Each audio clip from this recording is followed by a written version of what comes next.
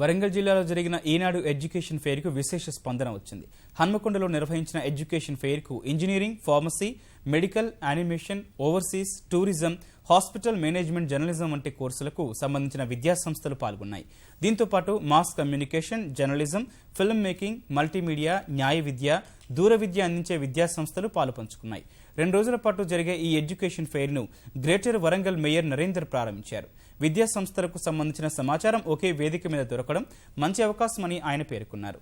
పలు కోర్సులకు సంబంధించిన పూర్తి వివరాలు తెలుసుకునేందుకు విద్యార్థులు, వారి తల్లిదండ్రులు పెద్ద ఎత్తున హాజరయ్యారు. వరంగల్ నగరంలో ఉన్నటువంటి విద్యార్థి లోకానికి అందరూ కూడా ఇది ఒక సదావకాశము.